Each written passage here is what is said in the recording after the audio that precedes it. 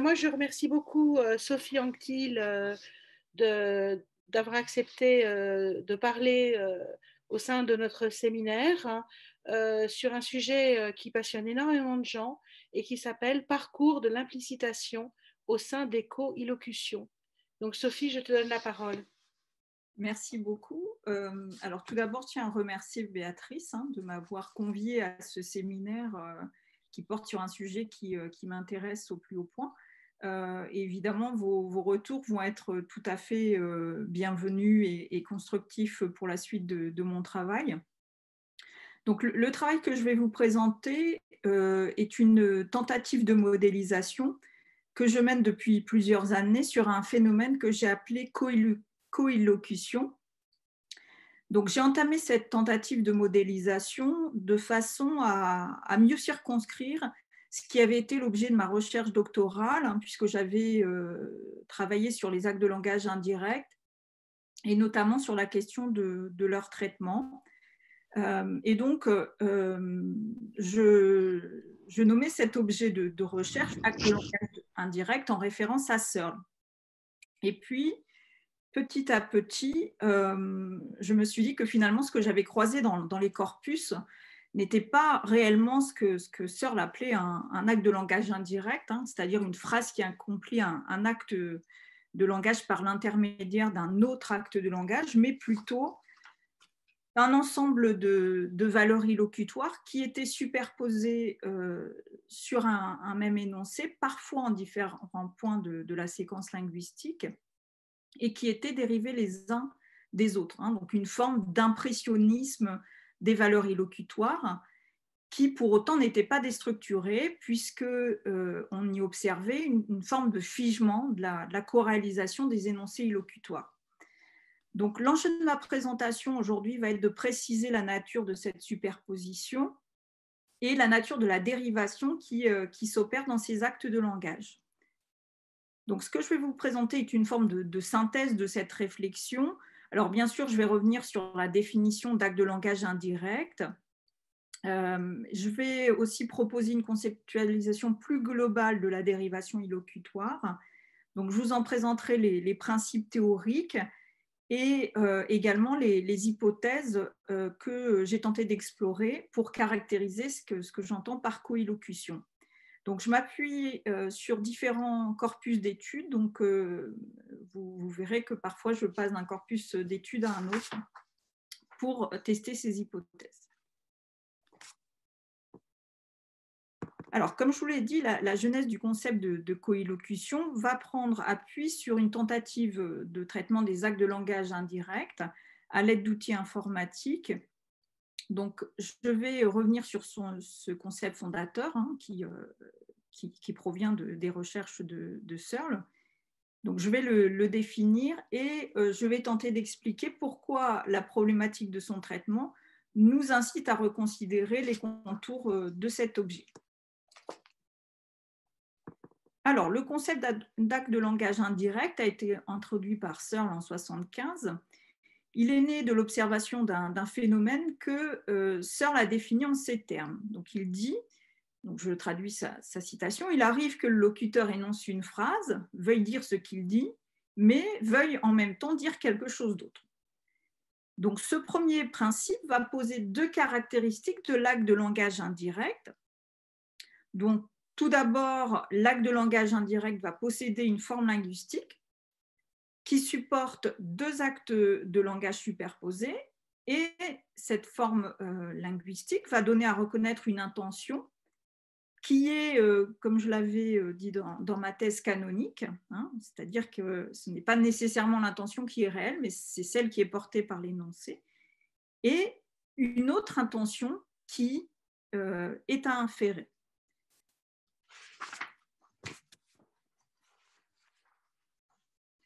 Alors, pour rendre compte d'une superposition de significations, Searle, mais aussi d'autres linguistes, ont illustré ce concept d'acte de langage indirect à l'aide d'un énoncé support qui était largement commenté, qui était « peux-tu attraper le sel ?» Donc, c'est un énoncé qui va prendre en discours le sens d'une question sur les capacités de l'interlocuteur. C'est ce qui constituerait donc l'acte de langage direct. mais aussi celui d'une requête. Donc, il s'agirait ici d'un acte de langage indirect. Searle va aussi observer ce phénomène dans des énoncés qui sont moins conventionnels, comme ici dans 2, avec je dois travailler pour mon examen, qui constituerait un acte réactif à allons au cinéma ce soir. Donc on observe en effet ici qu'il y a bien 2 actes illocutoires, un acte assertif, qui serait en quelque sorte l'assertion d'un devoir-faire, et un acte de refus.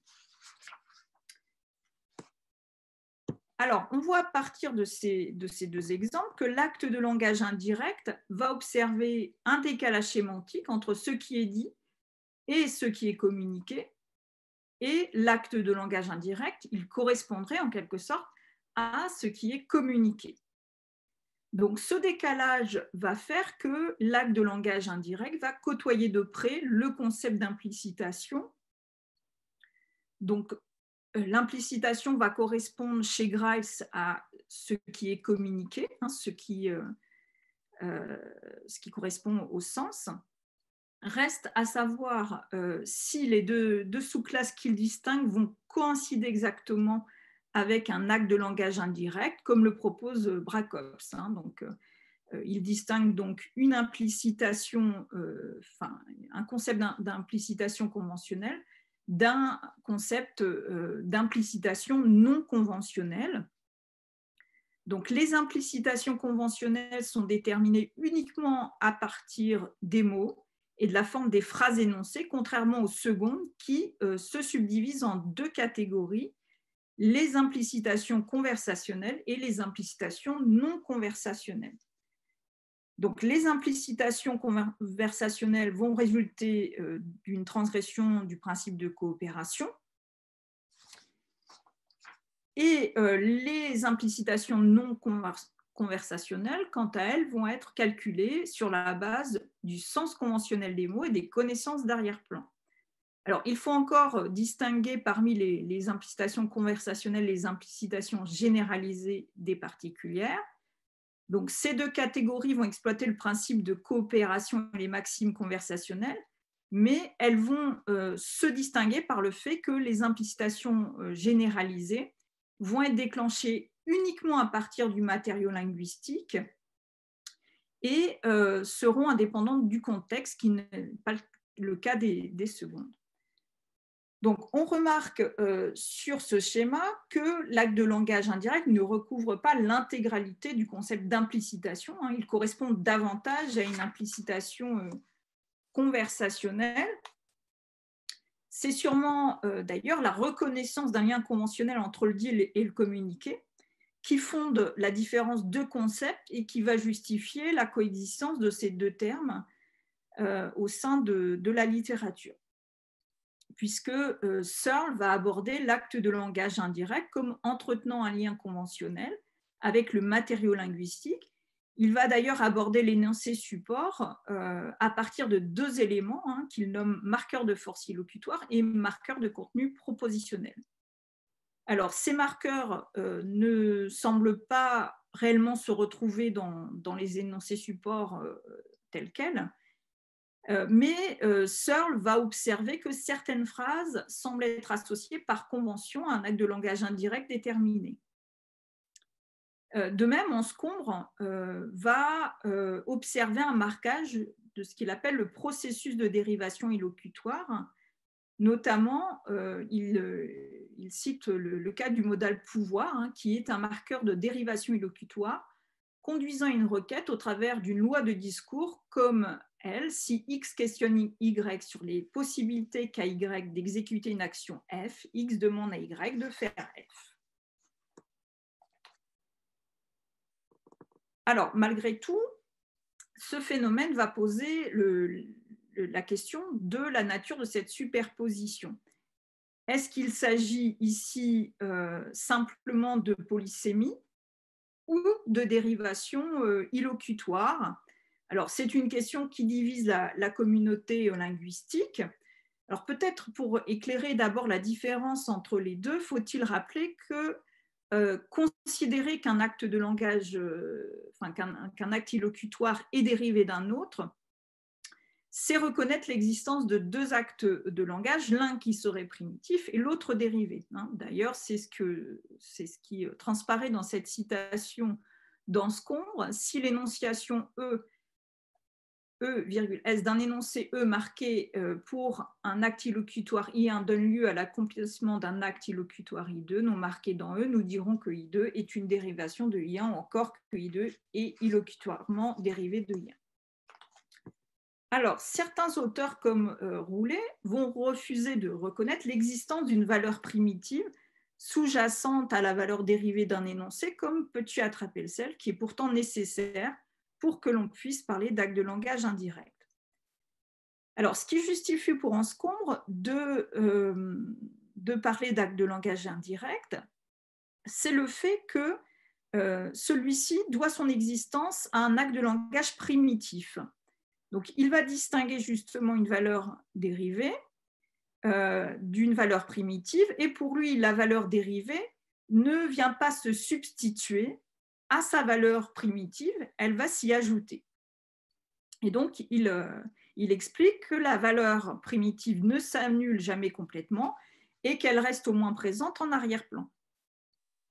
Alors, c'est aussi notre position ici. Nous considérons que la valeur primitive n'est pas absorbée par celle qu'elle a générée durant le processus de dérivation illocutoire, et cela même si la valeur dérivée est cristallisée en langue. D'ailleurs, s'il est possible pour l'interlocuteur de répondre « oui, oui, je le peux », et donc de ne pas satisfaire la requête, c'est bien parce que l'interlocuteur va exploiter la double valeur illocutoire de l'énoncé. Donc, il écarte ainsi la valeur dérivée de « peux-tu me passer le sel » en réalisant un acte réactif qui porte sur la question.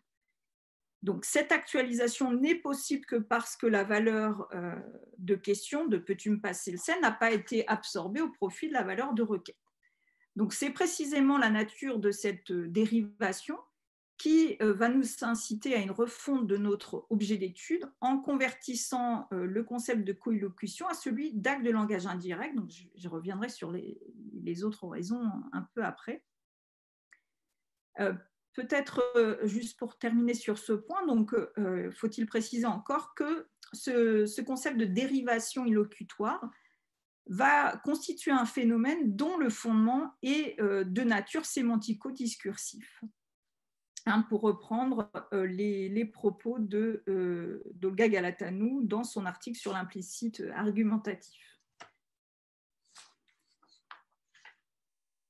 Alors, je vais maintenant préciser quelle articulation j'envisage de trois éléments qui fondent l'interprétation des énoncés supports qui correspondent aux actes de langage indirect, c'est-à-dire l'articulation entre forme linguistique, contexte et prédiscours. Alors, on a traditionnellement trois approches qui coexistent dans la littérature scientifique sur ce point. Alors, d'une part, les théories argumentatives qui vont introduire des topoïdes, des stéréotypes pour combler un décalage entre deux strates de la signification. Donc, il va s'agir par exemple des topoïdes, des stéréotypes, et donc qui vont former un ensemble relativement stable, mais ouvert, attaché à la signification. Donc, c'est l'approche d'Anscombe, de Galatanou, Ducrot, Carrel, etc., pour ne citer que.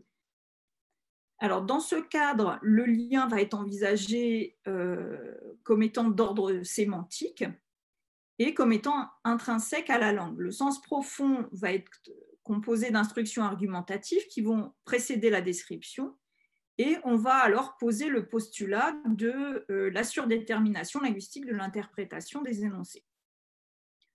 Deuxième approche, celle des approches cognitives de l'analyse de discours. Alors, on ne citera ici que Pavot, mais c'est aussi l'approche de beaucoup d'autres chercheurs.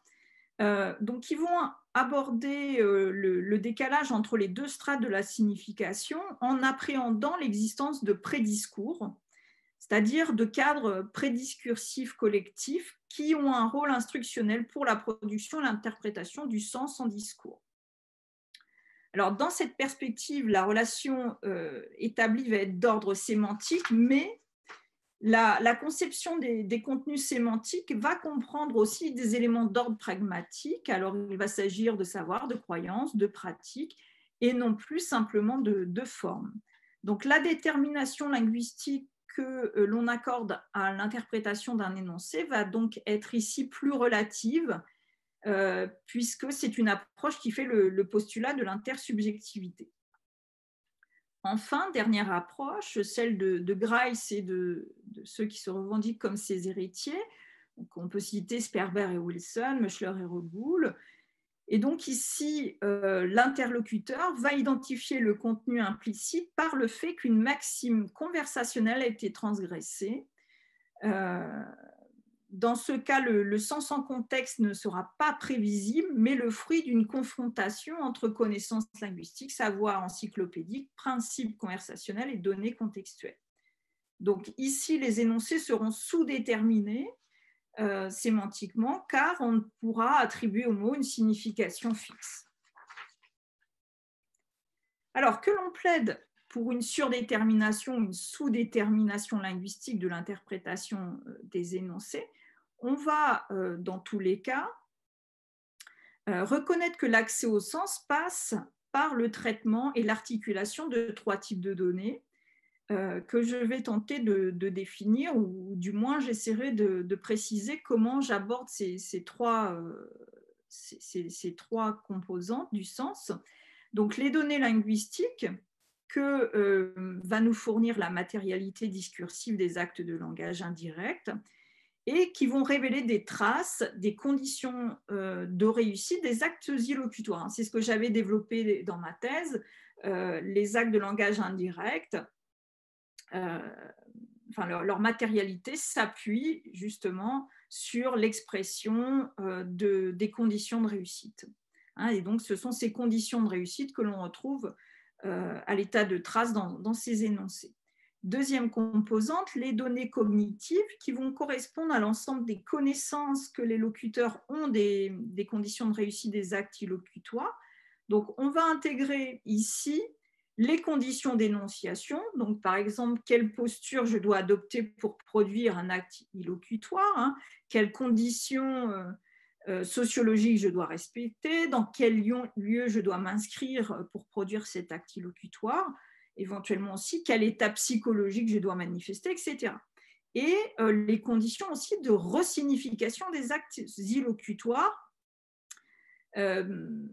Et là, je ferai référence à Judith Butler qui précise que la performativité discursive n'est pas réductible à une série d'actes de discours isolables, mais va constituer une chaîne rituelle de resignification dont l'origine et la fin restent nécessairement incertaines.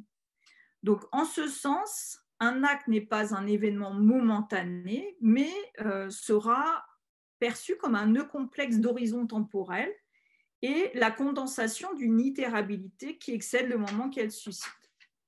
Troisième composante, les données contextuelles qui vont varier d'une situation de discours à l'autre.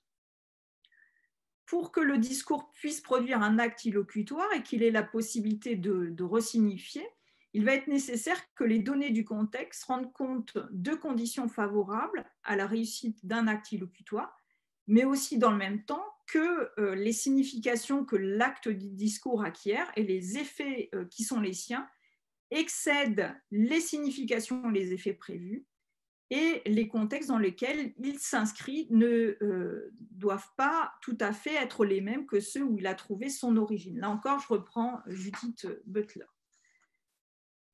Alors maintenant que j'ai précisé justement ces différents points, j'en arrive à quelques constats qui fondent justement cette nécessité de recourir à une modélisation d'éco-élocution et donc à revoir ce concept.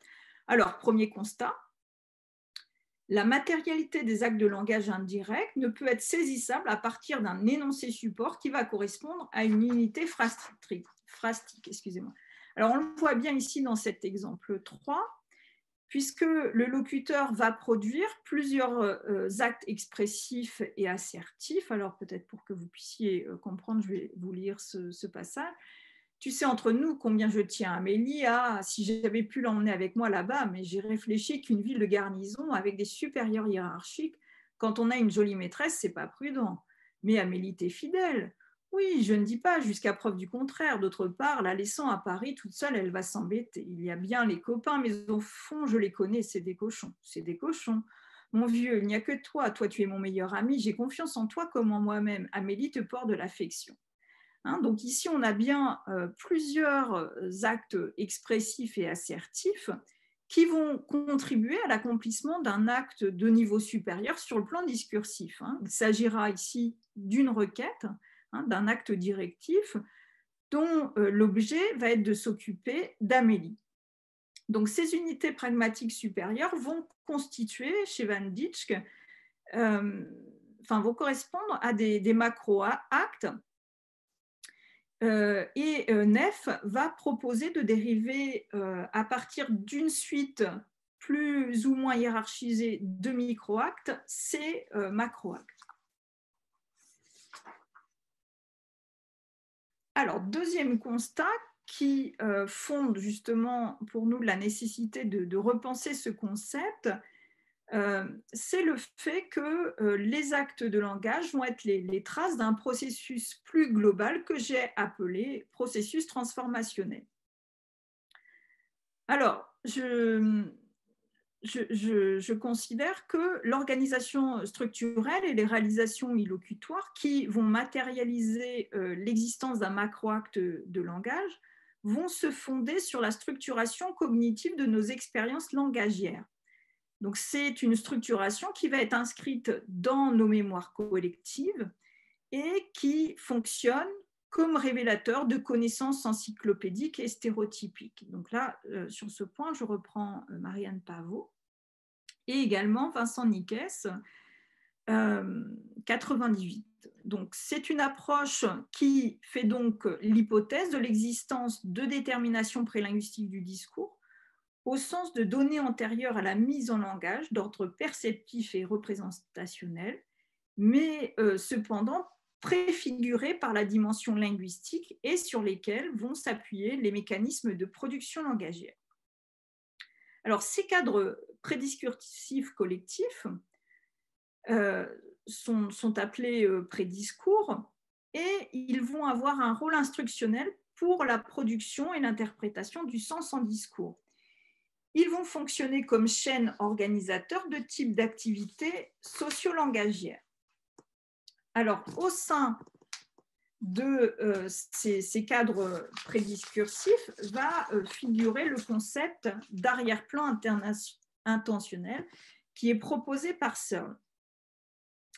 Alors, pour Searle, cet arrière-plan est l'ensemble des capacités mentales non représentatives qui est la condition d'exercice de toute représentation.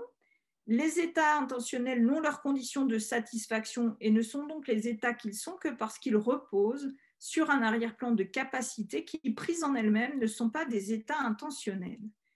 Pour que je puisse avoir les états intentionnels que j'ai à cet instant, il faut que je possède certaines formes de savoir-faire.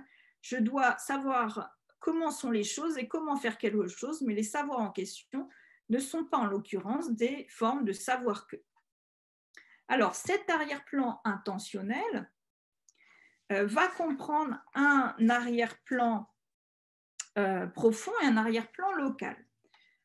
Donc, le premier va englober l'ensemble des capacités communes à tous les êtres humains normaux sur la base de leur équipement biologique, hein, capacité de marcher, de manger, de tenir un objet, de percevoir, de reconnaître, ou de la position préintentionnelle rendant compte, par exemple, de la solidité des choses, de l'existence des objets et d'autrui.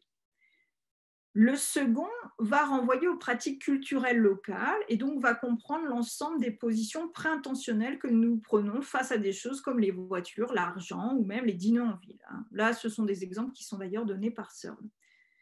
Donc, c'est à ces deux types d'arrière-plan que nous faisons appel pour rendre compte toute forme d'intentionnalité. En cherchant à produire un effet sur le monde, le locuteur d'un acte de langage va tenter de réactiver certaines capacités et aptitudes générales de l'arrière-plan intentionnel et de rassembler les auditeurs autour de lui. Alors, c'est d'ailleurs parce que cet arrière-plan existe que l'intention perlocutoire a quelque chance d'être suivie des faits. De lui dépend en effet la compréhension par les auditeurs et des enjeux et problèmes mis en avant par le locuteur. Il favorise également la perception d'une solution intersubjectivement signifiante pour y remédier, comme le souligne Searle. En 91, il dit le sentiment biologiquement primitif de l'autre personne comme un candidat à une intentionnalité partagée est une condition nécessaire de tout comportement collectif et par conséquent de toute conversation.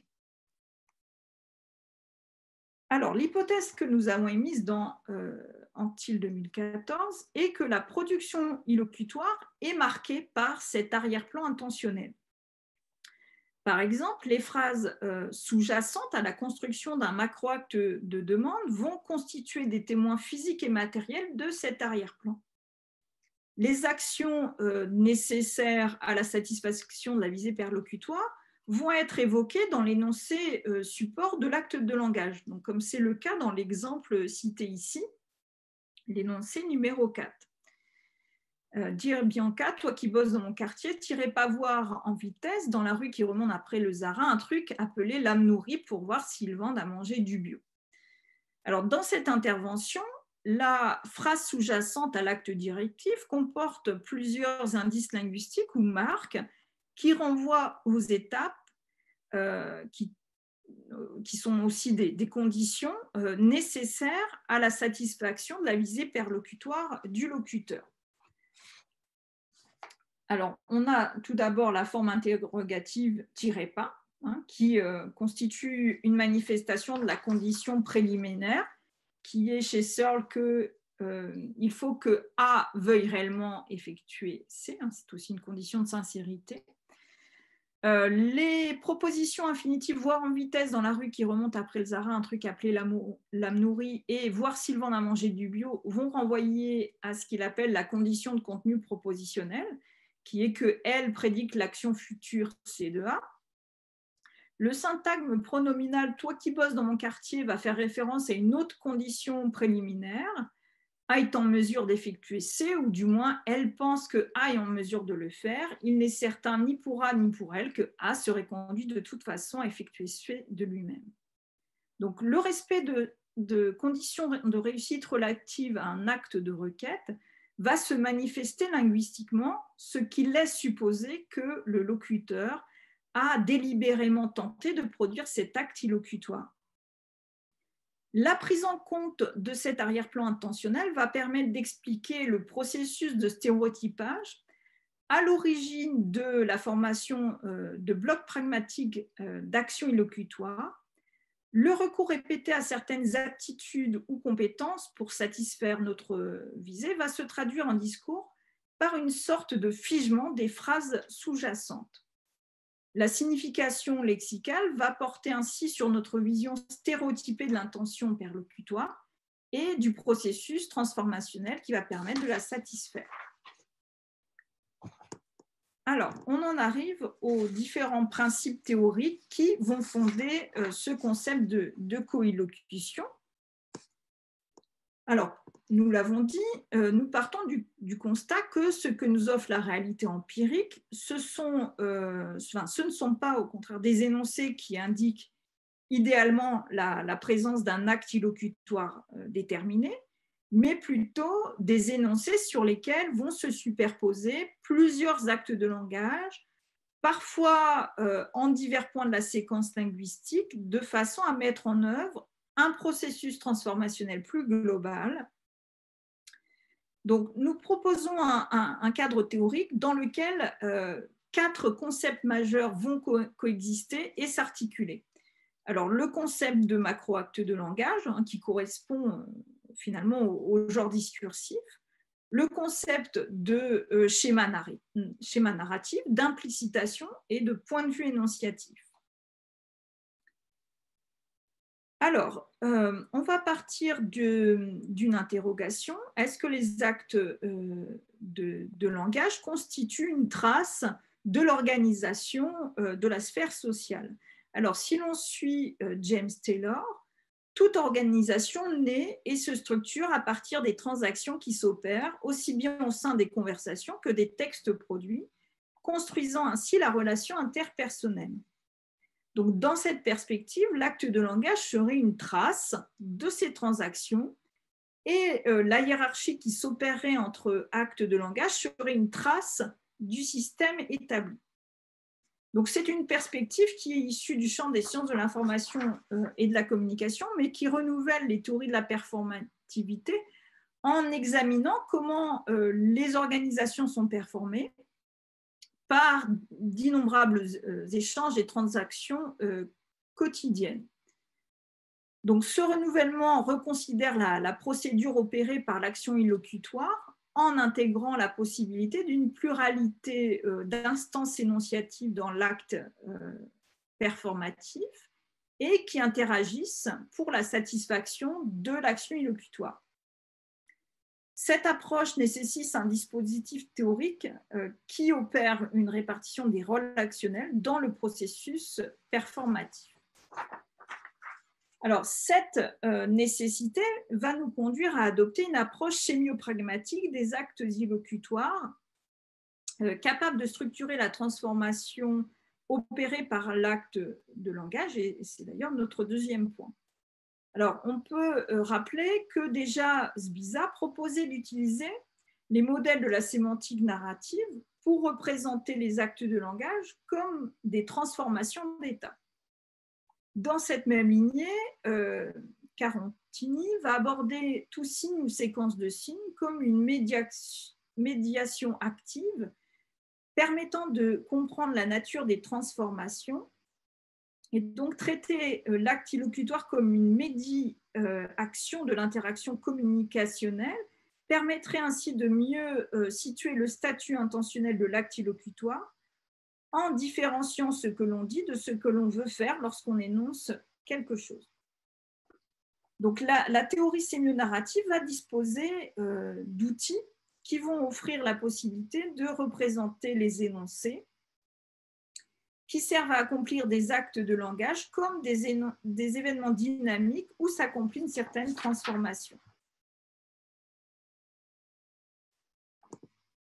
Alors aussi, pour que s'opère la transformation de l'état initial à l'état final sans embûche, le sujet opérateur de l'acte illocutoire, qui va être chargé de l'accomplissement du faire, va devoir passer par 4 phases du programme narratif de Greimas.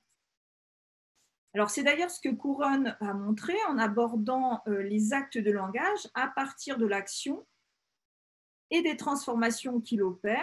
Son analyse va montrer en effet que les formulations les plus conventionnelles qui sont utilisées pour accomplir des actes de langage indirects va renvoyer aux différentes phases des programmes narratifs de Greimas. Alors, Couronne va établir des relations entre 9 étapes d'un processus qui mène idéalement à la fermeture d'une porte et des différentes tournures pour exprimer cette requête. Donc, on a par exemple, voudrais-tu fermer cette porte? Je voudrais que tu fermes cette porte. Pourrais-tu fermer cette porte? Donc, ces étapes ont été reconstruites à partir des conditions de production des actes illocutoires. Par exemple, l'énoncé 5, pourrais-tu fermer cette porte, va correspondre chez Couronne à la phase de compétence. La modalité à l'éthique de pouvoir renvoie ici au pouvoir faire du sujet opérateur, qui serait ici donc le destinataire. Et donc, cette phase de compétence va permettre, selon les sémioticiens, le passage d'un état initial, la porte est ouverte, à un état final, c'est-à-dire la porte est fermée. Pour qu'une tâche puisse être exécutée, c'est-à-dire la fermeture de la porte, il faut que le sujet dispose des compétences nécessaires à son exécution. À l'issue de la phase du contrat, le sujet va devoir acquérir ses savoirs et compétences qui préparent et rendent possible l'action. Sans l'acquisition de ces compétences, le sujet virtuel ne pourra devenir sujet actuel. Donc, Couronne va mettre aussi d'autres formulations indirectes en rapport avec les phases du programme narratif de Greimas, notamment l'énoncé 6, va renvoyer par exemple à la phase de performance. As-tu fermé la porte? Les travaux des psycholinguistiques vont aussi dans ce sens. Caron ainsi que Kosterman CUP vont préconiser en effet de mettre en correspondance le sens profond de ces énoncés avec les différentes opérations mentales mises en œuvre. Alors, selon notre cadre théorique, ces compétences sont l'une des conditions portant sur le déclenchement de l'action. Donc, pour conclure sur ce point, l'acte de langage sera donc appréhendé comme une transformation qui va séparer un état initial et un état final. L'état final correspondrait à l'effet locutoire de l'acte performé, ce que j'ai appelé la visée perlocutoire, où on peut aussi appeler ça les résultats attendus. Donc, ces études ont influencé notre dispositif théorique des collocutions, puisque nous abordons l'acte illocutoire à la lumière de la transformation qu'il opère, et tout l'intérêt des outils descripteurs va résider dans la possibilité de spécifier la nature de cette transformation. Alors, troisième point, la structuration de la transformation qui est opérée par le macro-acte de langage en différentes phases du schéma narratif de Greimas va conditionner une organisation du discours en différents actes de langage élémentaires. Donc, aborder l'organisation des actes de langage au sein d'un discours, donc l'ordre du discours, n'est finalement pas nouveau. Foucault va appréhender la production du discours comme contrôlée, dit-il, sélectionnée, organisée et redistribuée par un certain nombre de procédures. Ces procédures qui contrôlent et organisent le discours sont dans le même temps génératrices d'effacement énonciatif et de phénomènes d'implicitation, même si ce n'est pas en ces termes que Foucault fait ce postulat. Alors, il note notamment que parmi ces procédures d'exclusion va figurer l'interdit qui contraint non seulement le contenu du dire, ne pas tout dire, la forme du dire, ne pas parler de n'importe quoi, ainsi que ses conditions d'énonciation. N'importe qui ne peut pas parler de tout dans n'importe quelle circonstance. Alors, je le cite, il dit « On sait bien que l'on n'a pas le droit de tout dire, qu'on ne peut pas parler de tout dans n'importe quelle circonstance et que n'importe qui, enfin, ne peut pas parler de n'importe quoi. Tabou de l'objet, rituel de la circonstance, droit privilégié ou exclusif du sujet qui parle. On a là le jeu de trois types d'interdits qui se croisent, se renforcent ou se compensent, formant une grille complexe qui ne cesse de se modifier. » Donc, considérer l'ordre du discours va revenir à envisager que les réalisations illocutoires, tout autant que les phénomènes d'implicitation, répondent à une organisation qui est finalement déterminée par le processus transformationnel en jeu. Alors, à côté de l'interdit, va figurer une autre procédure d'exclusion chez Foucault. Donc, c'est cette dernière procédure qui nous incite à engager une rencontre conceptuelle entre implicitation et dialogisme. Alors, il s'agit de ce qu'il appelle l'opposition du vrai et du faux. Alors, en effet, la volonté de vérité chez Foucault va être renforcée et reconduite par toute une épaisseur de pratiques comme la pédagogie, bien sûr, comme le système des livres, de l'édition, des bibliothèques, comme les sociétés savantes autrefois, les laboratoires d'aujourd'hui.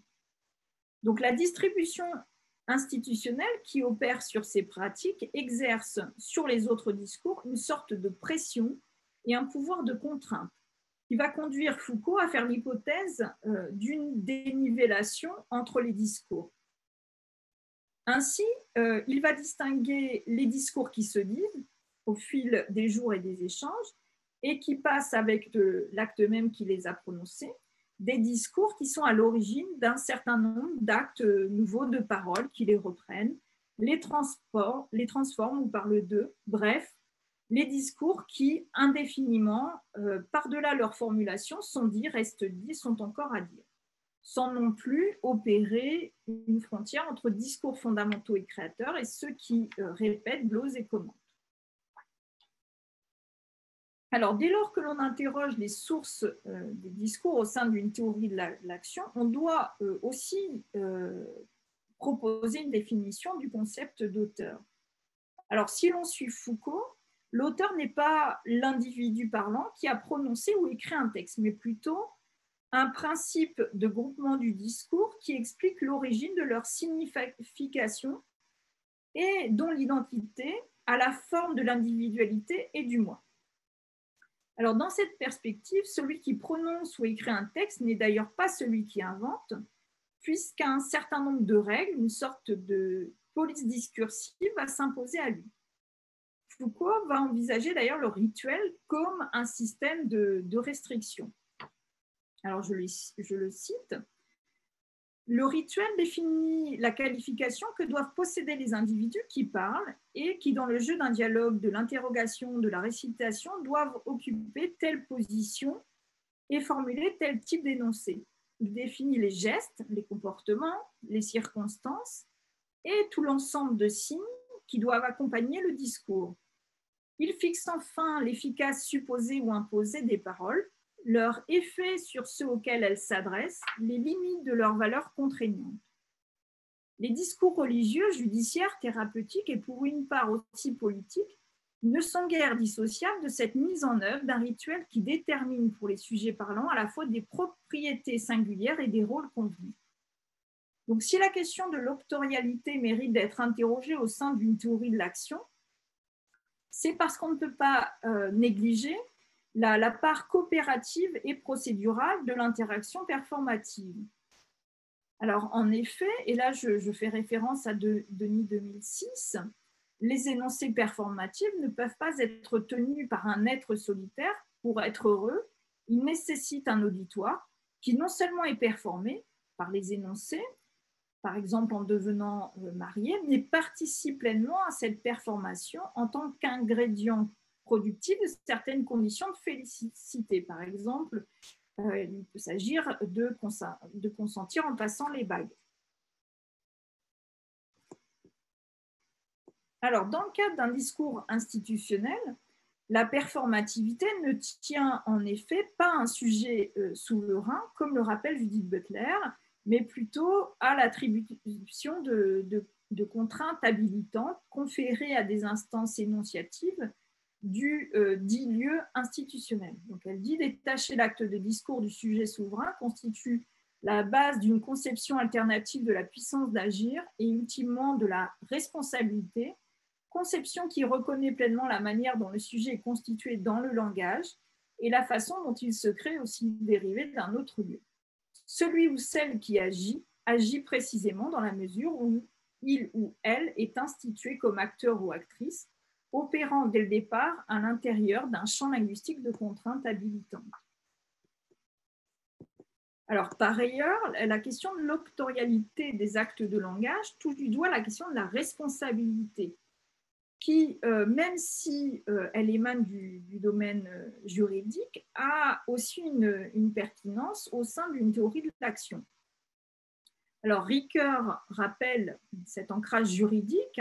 Il dit en droit civil, la responsabilité se définit par l'obligation de réparer le dommage que l'on a causé par sa faute et, dans certains cas, déterminé par la loi en droit pénal par l'obligation de supporter le châtiment. Donc, la responsabilité va nous soumettre à l'obligation de réparer ou de subir une peine. Il n'y a donc là rien d'étonnant à voir cette notion émerger dans la période révolutionnaire, en même temps que naissait justement le Code civil et la notion d'indemnisation, comme le rappellent Rabatel et Chauvin-Villény. Reste à savoir malgré tout si cette notion va recouper celle d'effacement énonciatif et de prise en charge énonciative pour relayer la pensée de Coren.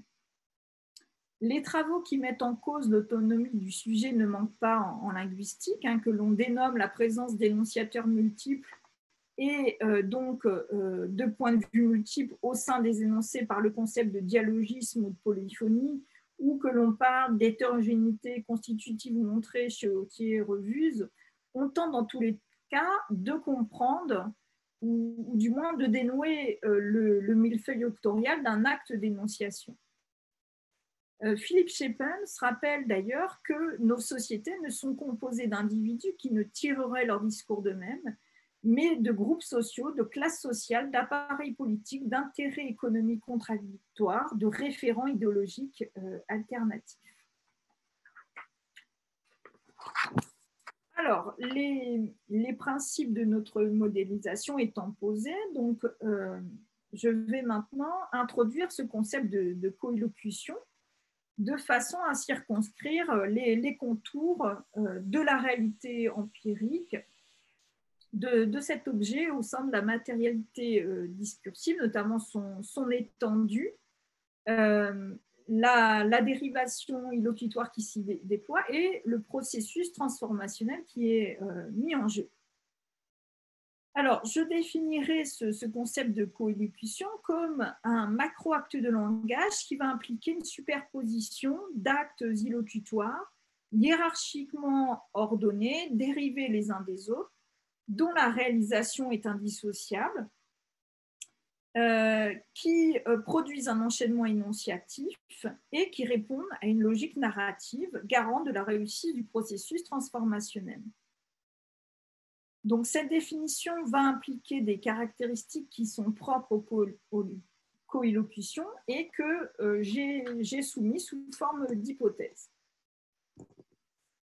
Alors, hypothèse 1, la réalisation du macro-acte de langage, donc à l'origine des coélocutions, va dépendre de la réalisation des actes de langage élémentaires sous-jacents.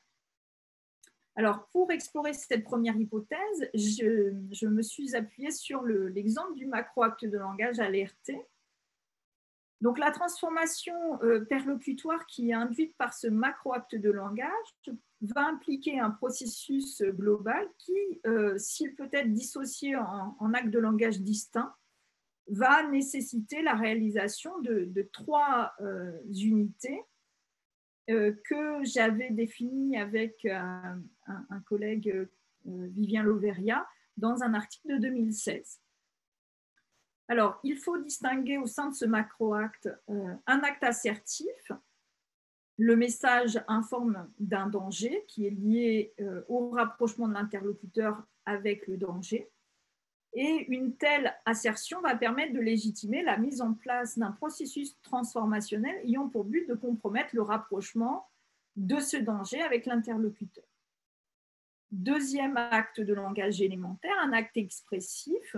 Le message va exprimer l'état psychologique, qui peut être de l'ordre de la peur, de la crainte, de l'effroi du locuteur. Et donc, cet expressif va avoir pour visée de déclencher la vigilance de l'interlocuteur et également de légitimer l'injonction. Troisième acte élémentaire, un acte directif. Le message va exprimer une injonction d'une action ou d'une non-action de l'interlocuteur visant à protéger l'interlocuteur d'un danger. Donc, c'est en cela que nous parlons de bloc pragmatique ou de coélocution. En discours, on peut constater que cet acte de langage va bien comporter ces trois niveaux, comme nous pouvons le constater dans l'énoncé 7 qui est ici. Donc, c'est un énoncé qui provient d'une alerte enlèvement. Donc, dans cet extrait, le son, l'alarme sonore va correspondre au support de l'acte expressif. Va s'en suivre un acte assertif qui va comporter une description physique de la personne enlevée, le contexte de l'enlèvement, une description physique du ravisseur éventuellement, et l'acte directif va clore le macro-acte de langage. Alors, deuxième hypothèse que nous avons testée, la co-réalisation des actes de langage élémentaire va être soumise à un ordonnancement qui est régi par ce que Searle nomme l'arrière-plan intentionnel. Alors, on partira du constat que le temps linguistique, et là je fais référence à Laurent Gosselin, est loin d'être un calque de la temporalité extralinguistique et qu'il a des principes propres. Donc, partant de ce constat, nous sommes attachés à définir ce qui caractérise la temporalité intrinsèque d'un macro-acte de langage. Alors, reprenons ici Judith Butler, donc nous appréhenderons ces actes illocutoires comme des rituels ou cérémoniels.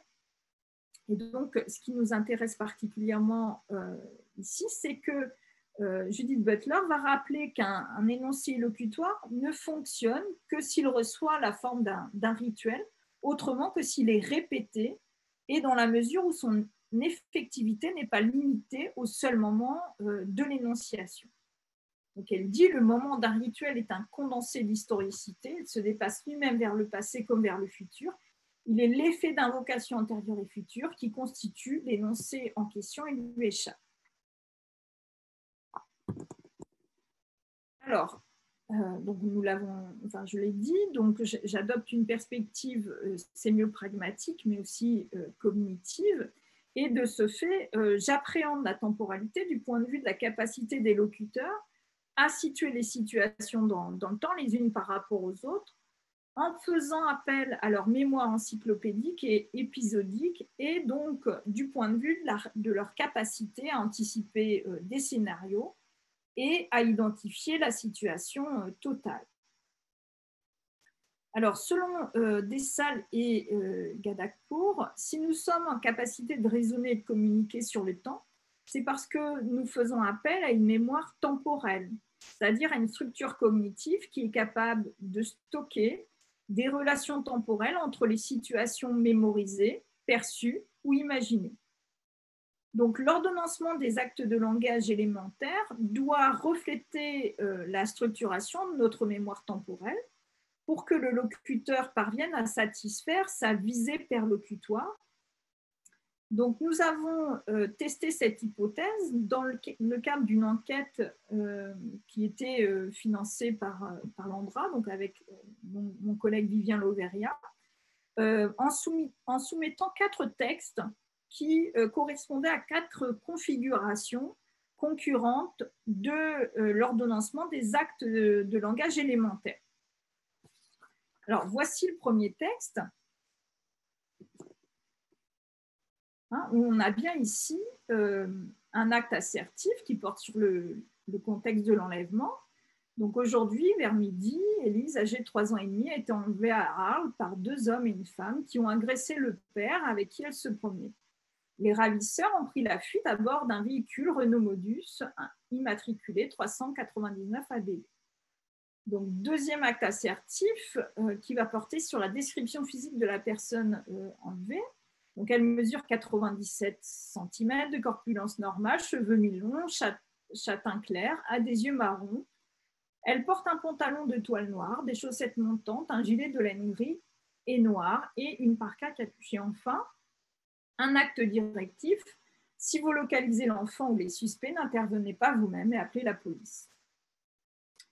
Alors, on a soumis aussi aux enquêtés ce deuxième texte, c'est-à-dire le même texte, mais que l'on a déstructuré pour faire passer en premier l'acte assertif qui porte sur la description physique de la personne enlevée, en deuxième position l'acte directif, et enfin l'acte assertif qui porte sur le contexte de l'enlèvement.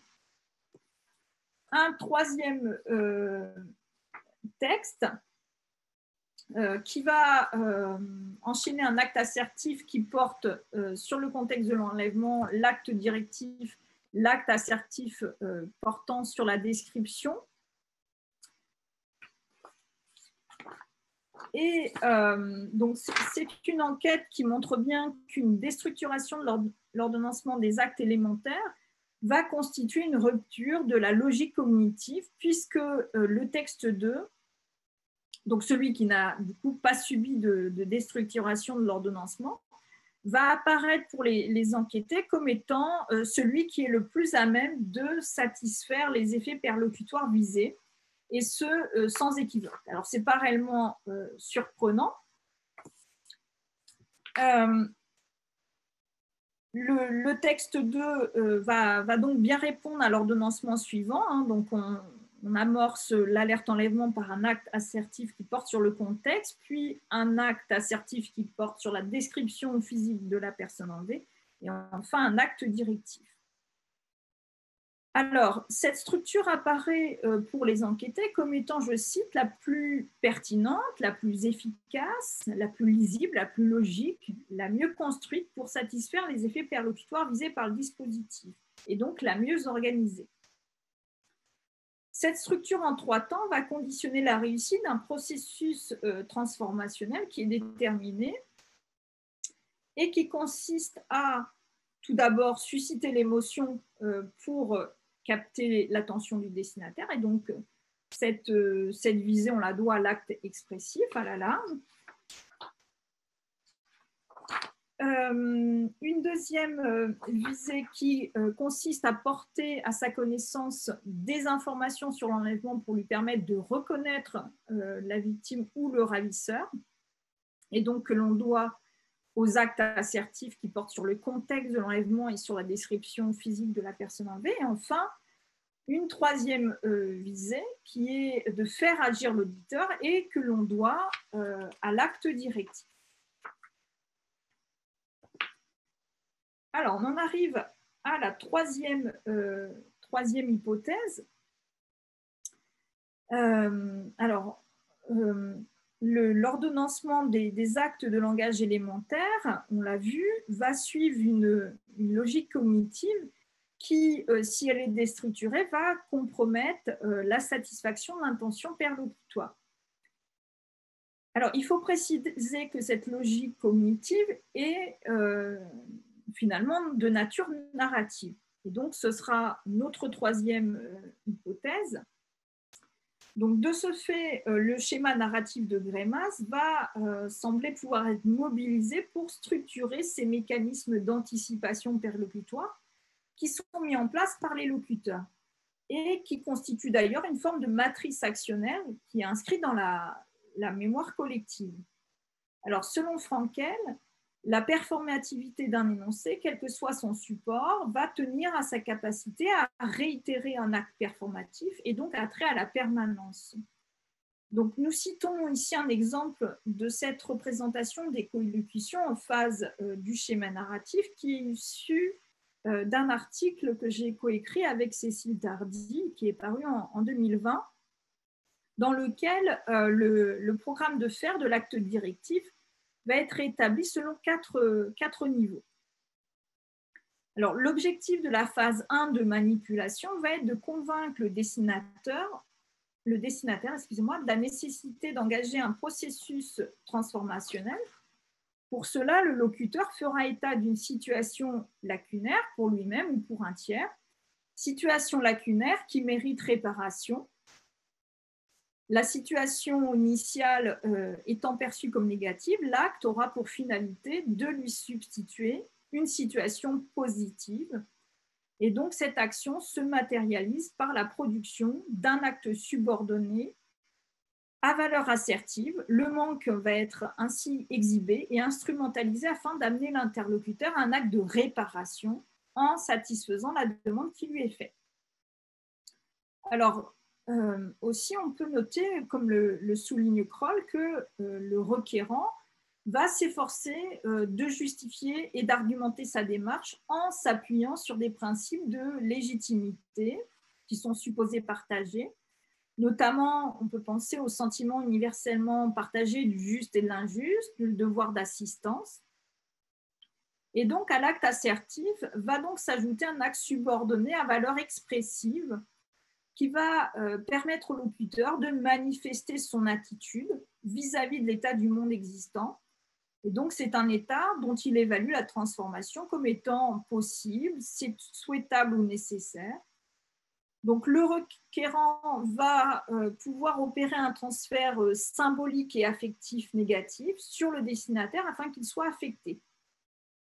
Donc, dans ce cas, l'acte subordonné à valeur expressive s'apparentera à un blâme ou à un compliment négatif. Alors, pour illustrer ce premier point, j'ai repris cet extrait de la lettre à tous les Français de François Mitterrand, dans laquelle on voit bien que le macro-acte directif va s'amorcer avec une phase dont l'objet est de faire état d'une situation lacunaire qui mérite réparation. Donc, cela se traduit par un acte subordonné à valeur assertive. S'ensuit ensuite l'expression de l'état psychologique du locuteur vis-à-vis de l'état du monde existant, donc état dont il évalue la transformation comme regrettable. Et d'ailleurs, on pourra noter la réalisation d'un acte subordonné à valeur expressive, hein, qui est « je le regrette ». Donc, je cite, « J'aurais aimé que ce début de tradition fût respecté après mars 1986. Ce ne fut pas le cas, je le regrette. Les controverses sur la place publique entre membres d'une équipe gouvernementale nuisent à l'État. » Alors, la phase 2 de compétences va opérer une répartition des rôles entre les interactants dans le programme de faire. Donc, l'acte de réparation va impliquer une action à orientation transitive qui impose à chacun un rôle défini, comme le rappelle Kroll 91. Donc, je la cite, « Les requérants agissent au profit d'un tiers à qui ils sont liés, ou même au profit du locuteur lui-même, qui constitue alors le bénéficiaire de l'action. Le destinataire est qualifié positivement, il constitue le pourvoyeur de l'action. Le locuteur, conscient du rôle du destinataire, fait état des compétences et du pouvoir de ce dernier afin de faire cesser une situation considérée comme injuste. Cette conscience se concrétise dans la matérialité discursive par la réalisation d'un acte subordonné à valeur assertive, l'assertion des compétences du destinataire étant un préalable à la phase 3 de compétences.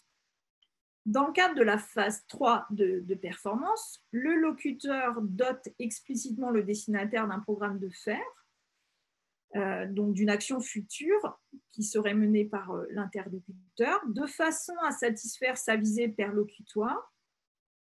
Et l'explicitation de ce programme va s'exprimer par la réalisation d'un acte directeur à valeur directive. Donc cet acte de langage va constituer en quelque sorte le nœud du bloc d'actes illocutoire, puisque le destinataire contracte un devoir faire et se voit ainsi imposer une réaction.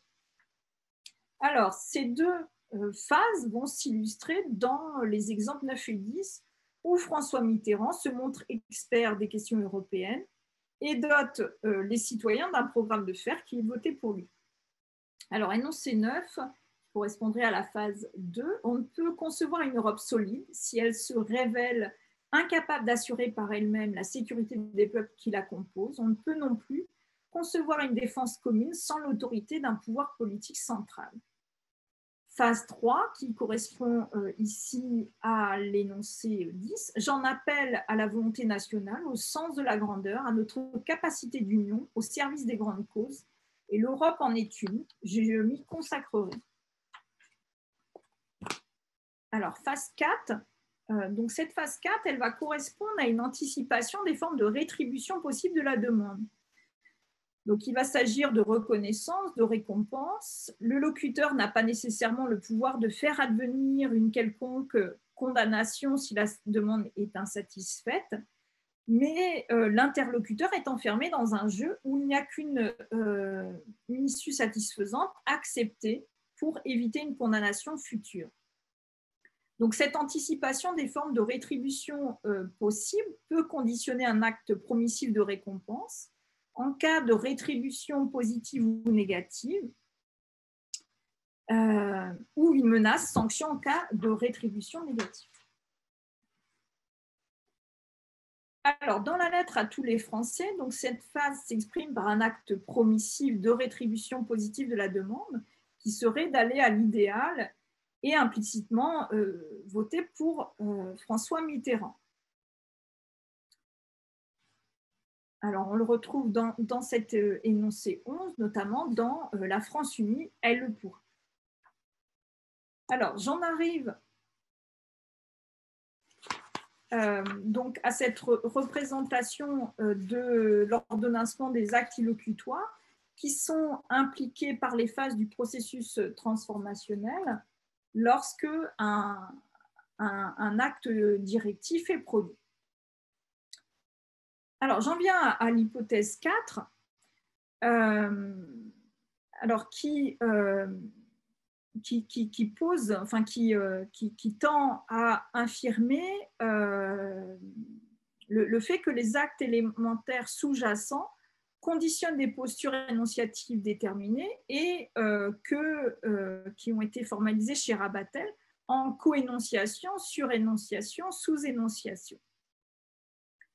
Alors, je vais commencer par définir ces trois postures. Donc, la co-énonciation, c'est l'accord parfait d'une sorte de quasi-fusion des voix, un nous énonciatif qui se propage à tous les éléments de la matérialité discursive. La surénonciation va être définie comme l'expression interactionnelle d'un point de vue surplombant, dont le caractère dominant va être reconnu par les autres énonciateurs. Donc, le surénonciateur va être celui qui soit impose son point de vue à un autre, soit reprend déformant le point de vue d'un autre pour en tirer dans un sens qui lui agrée.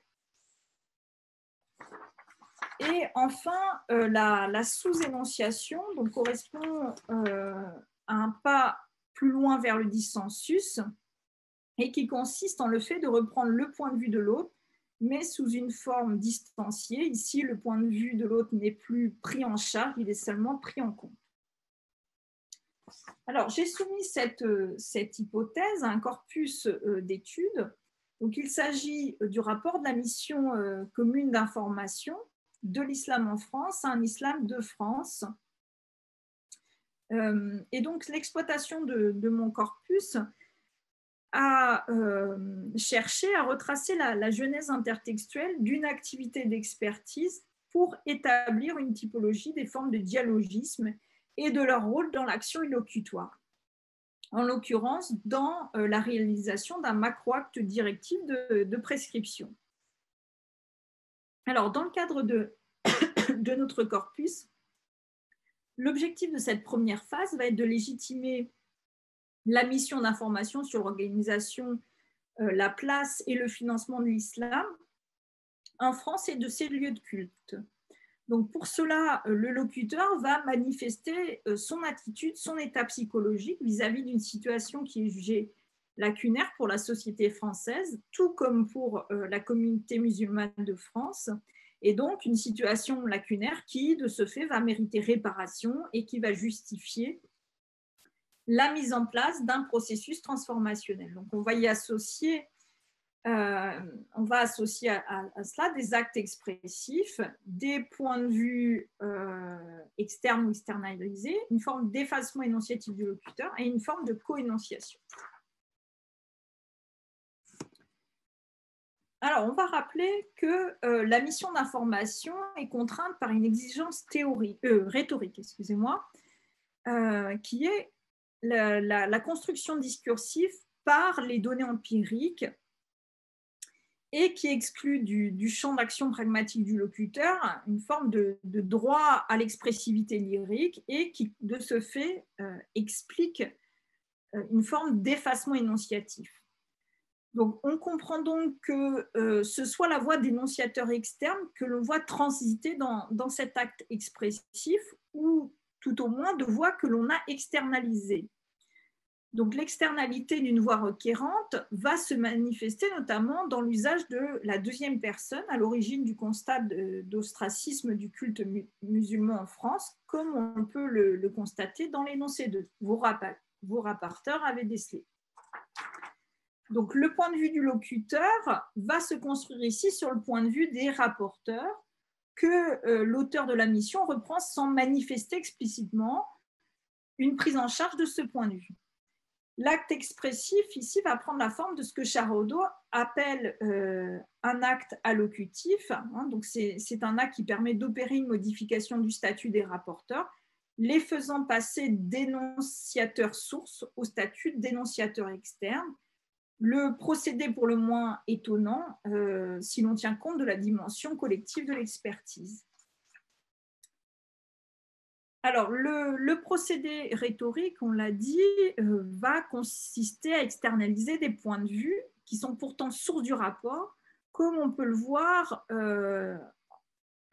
ici, où il va s'agir de recourir à un point de vue externe, celui de la cible de l'expertise, de façon à laisser entendre la voix de la communauté musulmane. Donc, je cite cet exemple.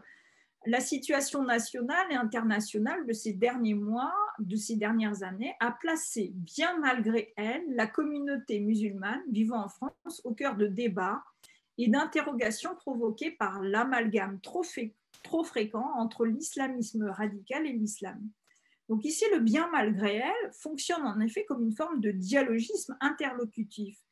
Le locuteur va anticiper la production d'un acte expressif qui serait attribué à la communauté musulmane elle-même. Et c'est donc ici une stratégie argumentative habile, puisque la mission d'expertise ne peut avoir comme meilleur requérant que la communauté musulmane elle-même.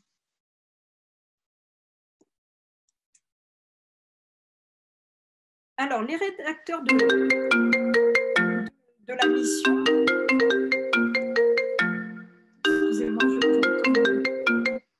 les rédacteurs de la mission usent parfois de cette stratégie en relayant l'adhésion de la communauté musulmane au principe même d'expertise, comme on peut le constater dans cet énoncé 10. On aurait pu penser que la mise en place d'une telle mission d'information aurait suscité un tollé. Elle a au contraire rencontré un réel intérêt auprès des médias et des différentes parties prenantes, à commencer par les représentants du culte musulman. Alors, quel que soit le point de vue exploité, les voix mobilisées ici font consensus avec celle du rédacteur du rapport. Ainsi, c'est une forme de coénonciation qui marque ce bloc pragmatique, l'enjeu étant pour le rédacteur du rapport de se construire un ethos empathique.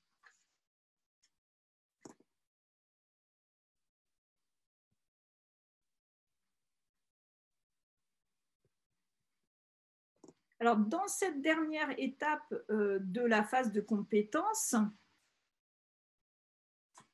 attendez,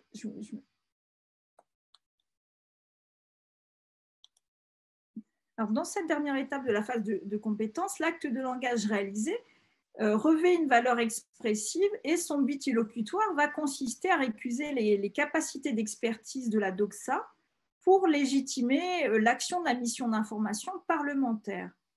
Donc, le locuteur va adopter un point de vue en rupture avec le point de vue doxique, et donc on observe une évolution dans la prise en charge énonciative. Tout comme dans la phase 1, des énonciateurs externes sont convoqués, mais ils ne concourent pas à un effacement énonciatif du locuteur. La posture adoptée par le locuteur est d'ailleurs celle de la surénonciation qui exploite le point de vue d'un énonciateur externe pour mieux faire entendre sa voix.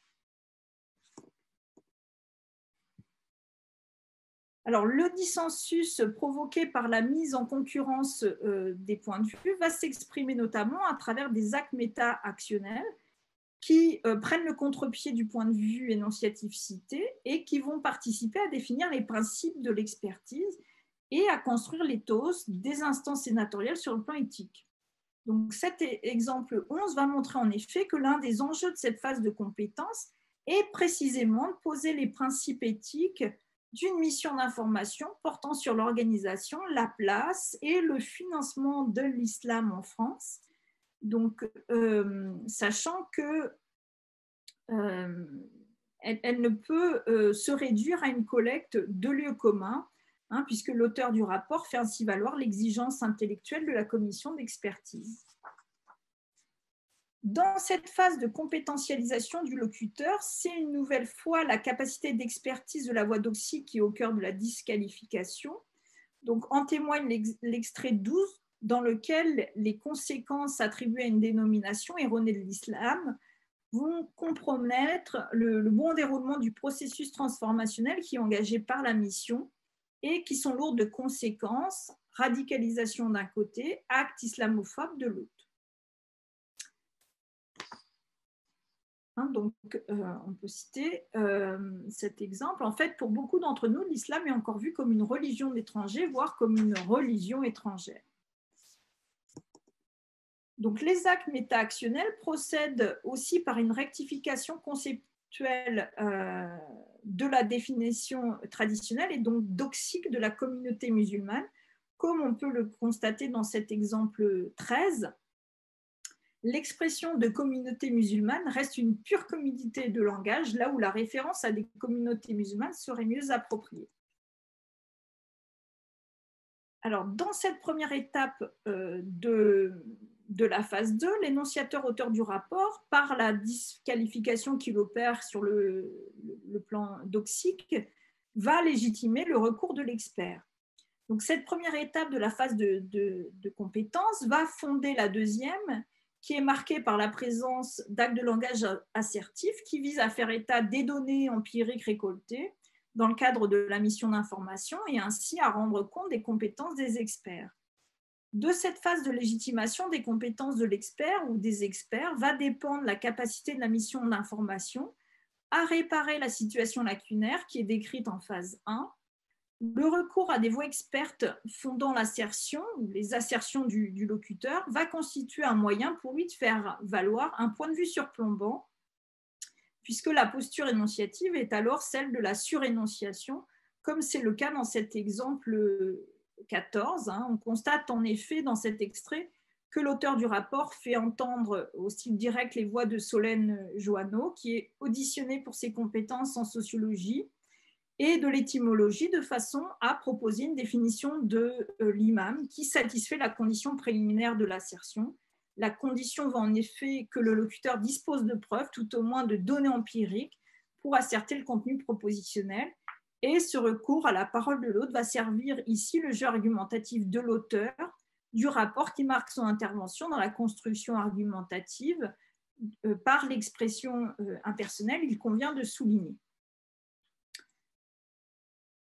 Alors, les actes produits dans cette troisième phase dite de performance vont revêtir une valeur directive et vont consister à doter le destinataire d'un programme de faire. Donc, cette action illocutoire va se distinguer des deux précédents dans la mesure où elle se caractérise par une mise en scène qui va correspondre à un acte délocutif, comme c'est le cas dans l'énoncé 15, où le locuteur va convoquer un modal impersonnel déontique de façon à s'extraire du propos et de façon à ce que les prescriptions se présentent comme s'imposant d'elles-mêmes. Alors, on observe ici une avancée dans le processus illocutoire, notamment parce que la prescription est inhérente au rapport d'information parlementaire et qu'elle ne peut être mise en situation de latence.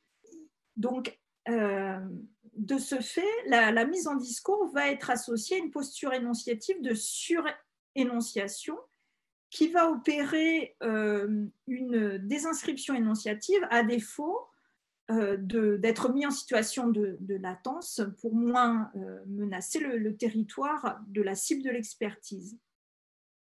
Et donc, on observe un retranchement du locuteur derrière la multiplication des sources énonçantes ou de l'énonciation sentencieuse, si on reprend les termes de Rabatel. Donc ici, la dérivation va consister à identifier le point de vue du locuteur et la nature du macroacte prescrire à partir du point de vue d'un tiers énonciateur. Donc, dans ces manifestations les plus évidentes, le processus de désinscription énonciative qui va être mis en place va consister à recourir à une énonciation impersonnelle où la mise en scène consiste pour le locuteur à s'extraire du propos en recourant à un acte délocutif de façon à ce que les prescriptions se présentent comme s'imposant d'elles-mêmes. Donc, on citera cet exemple. En effet, si l'objectif de toute formation d'imam est l'apprentissage du texte dans le contexte, alors il est indispensable d'intégrer dans les programmes de formation un volet d'apprentissage du droit et l'histoire des institutions, de l'histoire des autres religions, encore de philosophie. Donc ici, l'origine énonciative est indéfinie. Malgré tout, le locuteur manifeste ici un ethos souverain qui s'accommode bien de la posture de surénonciateur et que l'on n'est pas surpris de voir investir au sein d'une forme impersonnelle. Alors, on a un procédé un peu similaire en 16 ici, avec l'État ne peut en aucun cas conditionner l'exercice de l'imama à tel ou tel niveau de formation, ni religieuse ni laïque. Mais cette posture de surénonciateur ne va pas consister toujours à une simple désinscription énonciative. La stratégie d'effacement énonciatif qui va être mise en place en recourant à la posture de surénonciateur va consister aussi parfois à citer le point de vue du texte littéral, de la citation sans l'altérer, tout en exploitant le contexte de réénonciation pour le reconstruire à sa convenance, de façon à construire un programme de faire. Alors c'est le cas justement dans 17, où le locuteur va rappeler les éléments juridiques de la loi du 13 août 2004 qui statue sur les droits des usagers en matière de restauration scolaire. Notamment, il est dit, la loi du 13 août 2004 relative aux libertés et responsabilités locales a transféré aux collectivités locales la compétence de la restauration scolaire. Ainsi, en l'absence de réglementation nationale, il appartient à l'organe délibérant de chaque activité de fixer les règles en la matière. En outre, il s'agit d'un service facultatif. Il n'existe donc aucune obligation pour les collectivités locales d'assurer un service de restauration scolaire, ni a fortiori de prévoir des menus de substitution en raison de pratiques confessionnelles ou des convictions philosophiques des élèves et des familles.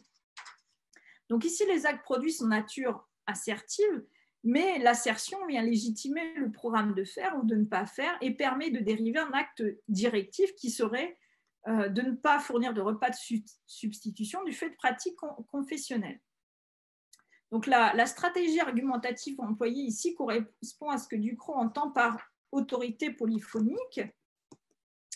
Et donc, il y a autorité polyphonique lorsque le locuteur, elle, montre un énonciateur assertant une certaine proposition P. Autrement dit, il introduit dans son discours une voix qui n'est pas forcément la sienne, responsable de l'assertion de P. En disant que cette assertion est montrée, je veux dire qu'elle ne fait pas elle-même l'objet d'une assertion. Donc, il ajoute également, elle appuie sur cette première assertion, une seconde assertion relative à une autre proposition Q, ce que signifie deux choses. D'une part, que le sujet s'identifie avec le sujet qui asserte Q, et d'autre part, qu'il le fait en se fondant sur une relation entre les propositions P et Q, sur le fait que P rend nécessaire, ou en tout cas légitime, d'admettre Q. Alors, le recours à l'autorité polyphonique est aussi souvent soutenu par des procédés de modalisation du point de vue rapporté qui opèrent dans le même temps une modification des droits et devoirs de la cible du rapport et des modalités de son culte.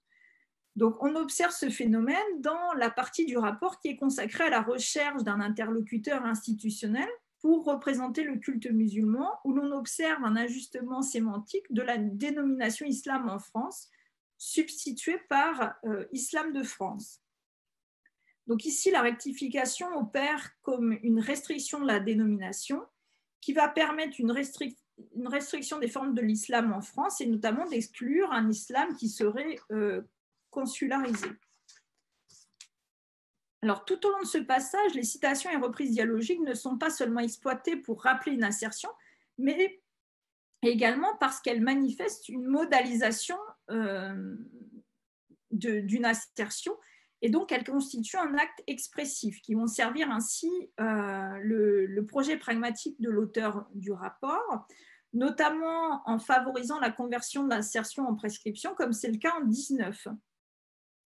Selon la formule d'un journaliste de l'époque, Charles Pasqua adoube la mosquée de Paris pour être l'unique représentant de la deuxième religion de l'Hexagone. Alors, dans cet énoncé 19, le choix sémantique d'adouber et la reprise du champ sémantique de la féodalité au sein d'une citation va permettre de disqualifier la stratégie politique opérée par Charles Pasqua, notamment la légitimité du choix.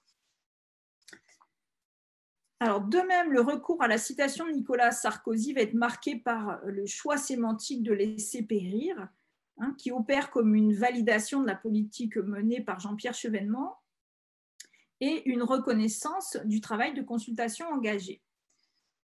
Donc, il est rappelé, M. Sarkozy déclare « Parce qu'il a été déclenché et mené dans un autre contexte politique, je pourrais laisser périr ce travail accompli. Ce n'est nullement mon intention. »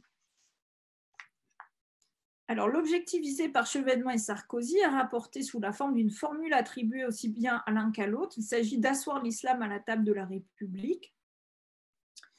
Le choix sémantique de la table permet d'instaurer une scénographie qui ne se limite pas à un décor, celui des repas familiaux, qui surviendrait au sein d'un espace déjà construit et indépendant du discours lui-même, en faisant appel à des scènes de parole déjà validées et déjà installées dans la mémoire collective. La scénographie va imposer aussi son propre dispositif de parole, faisant accepter aux lecteurs comme aux pratiquants du culte musulman d'appartenir à la famille plus large de la République. Et donc, la République va s'imposer ici comme père de la nation et comme prescripteur, voire en quelque sorte comme garde-fou des cultes religieux. Donc, tous ces exemples vont montrer que les citations peuvent engager un processus de dérivation illocutoire qui vont consister à produire un acte directif, une prescription, par le biais de l'assertion d'un acte expressif. Et donc, le processus de dérivation illocutoire va tenir au choix, au discours rapporté, mais surtout au choix sémantique et à la modélisation qui marque ce discours rapporté. Alors enfin, le processus transformationnel va permettre de produire un macroacte de prescription. Le processus transformationnel qui permet de produire un macroacte de prescription va être marqué par une dernière phase qui est la phase dite de sanction. Donc, on l'a dit, dans ce cas, le locuteur va anticiper les formes de rétribution possibles de la demande, c'est-à-dire les conséquences positives ou négatives de l'accomplissement du faire.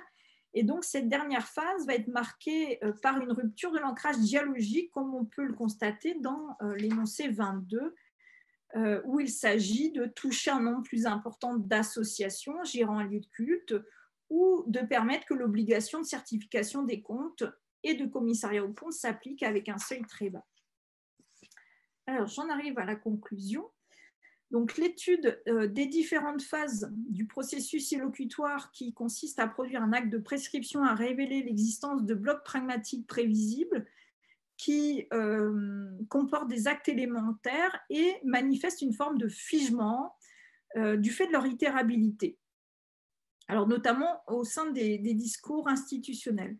Donc, l'analyse de corpus a montré que ces réalisations illocutoires instaurent des postures énonciatives récurrentes dont la nature émane du sémantisme du macroacte.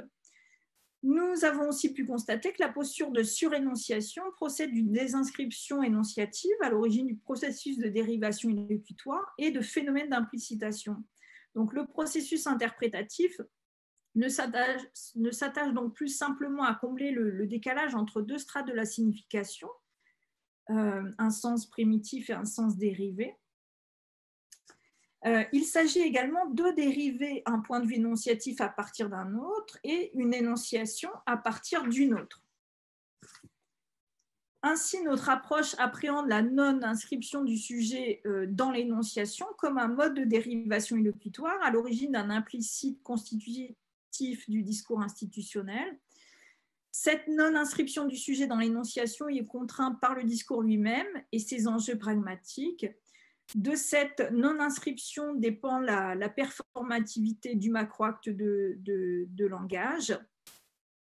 Et d'ailleurs, comme le rappelle Judith Butler, le sujet d'Austin parle selon des conventions, autrement dit, il parle d'une voix qui n'est jamais tout à fait singulière. Le sujet invoque une formule, ce qui n'est pas tout à fait la même chose que suivre une règle, et cela n'implique pas qu'il réfléchisse au caractère conventionnel de ce qu'il dit.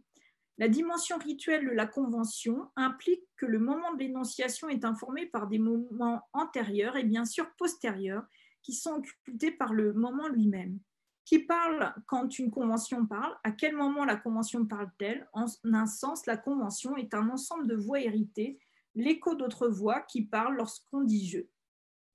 Donc, si la non-inscription du sujet et l'émergence d'un implicite institutionnel au sein des discours passe par le recours à des procédés dialogiques et à des sources énonciatives antérieures, c'est précisément parce que c'est une voix collective qui se fait entendre dans les discours institutionnels.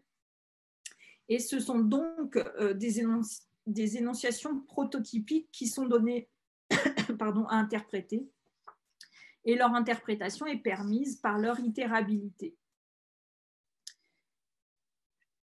Voilà donc les références bibliographiques et je vous remercie.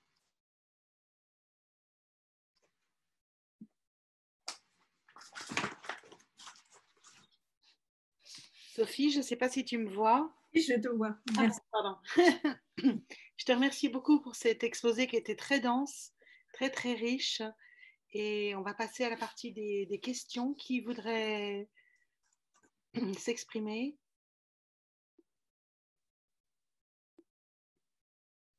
Je ne vois pas en fait. Si faudrait que vous preniez la parole parce que je ne vois pas qui veut parler. Je veux bien commencer. Vas-y. Alors, moi, tout ce que vous avez dit m'intéresse énormément. Je découvre un petit peu les coélocutions. J'ai lu votre article dans le livre des genres de grammaire, les genres de discours provoquent la grammaire et inversement. Je suis en thèse avec Mustapha, donc voilà, je commence à travailler justement autour des actes de langage de façon plus importante, disons, mon corpus étant sur la communication entre l'école et les familles.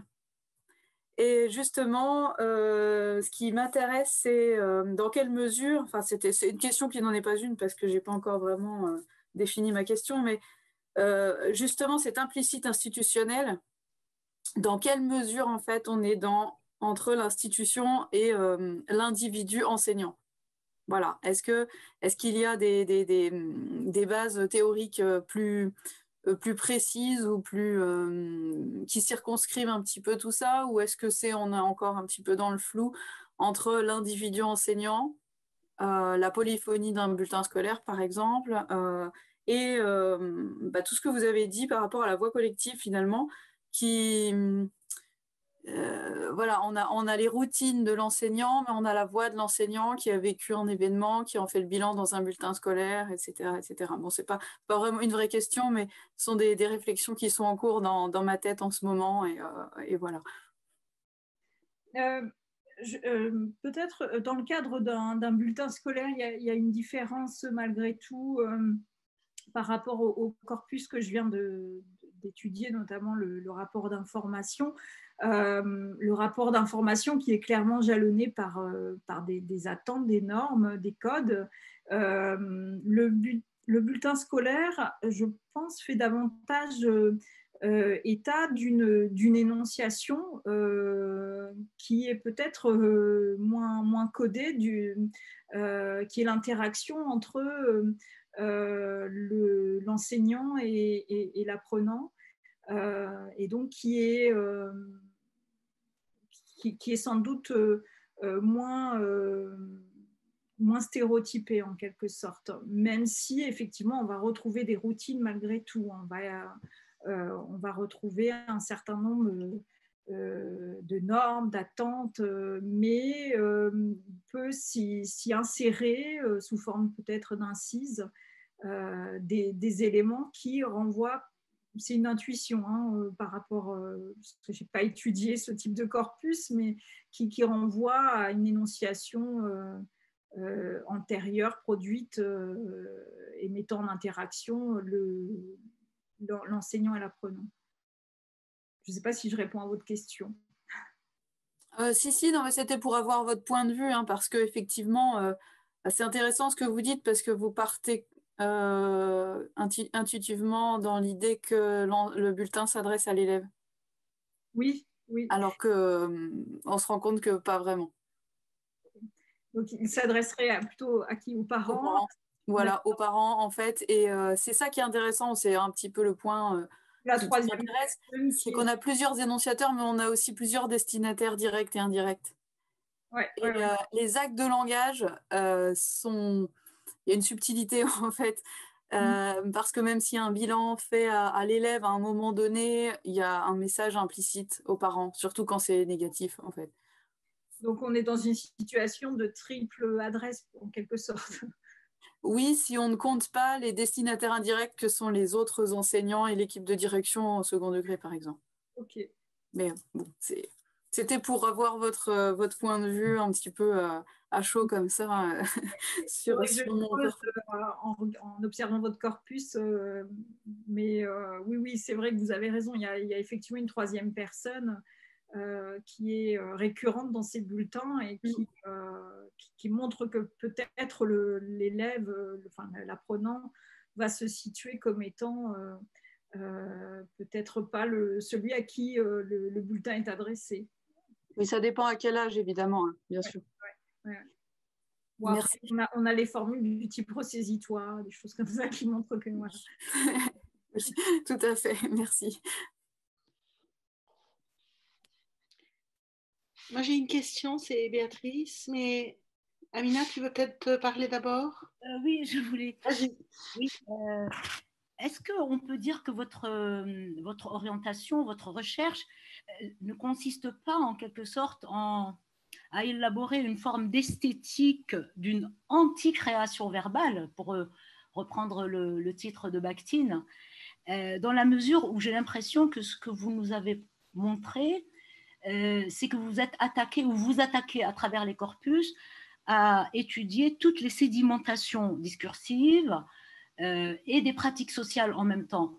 Et est-ce que cela signifie qu'à travers tous les corpus que vous pouvez aborder, vous montrez toujours les mêmes processus dont vous nous avez parlé, la manipulation, la compétence, la performance, la sanction? Est-ce qu'on va retrouver toujours ce même canevas en quelque sorte, et que on a une illusion de création verbale toutes les fois qu'on attaque ce type de corpus, peut-être d'autres aussi.